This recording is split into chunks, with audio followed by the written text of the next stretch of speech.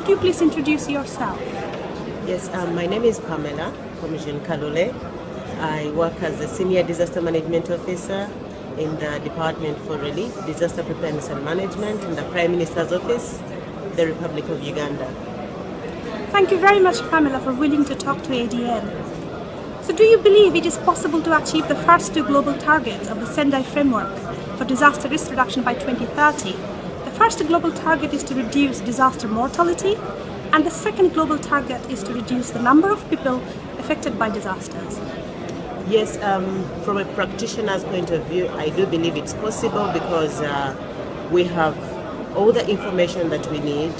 What we still lack and what we need more of is really the commitment and the will from the front line responders, but importantly from the political leaders, because reducing mortality, reducing risk really boils down to having resources in place. And I do believe that political will and commitment is important to make sure that we have the adequate resources, to make sure that we can support communities, to make sure that we avoid and reduce the number of deaths.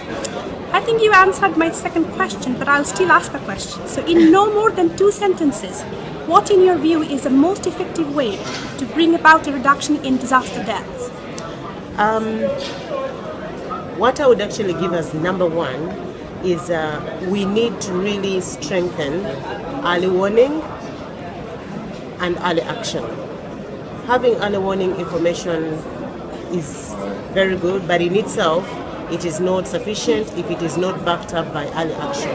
And of course that goes we need to go a step further to make sure that communities are aware of the risks that they are faced with, and then they are aware of the actions that they could take when those risks manifest into hazard and eventually disasters. In your view, which type of organizations should take the lead in a country's effort to reduce disaster deaths? Wow, that's an interesting one.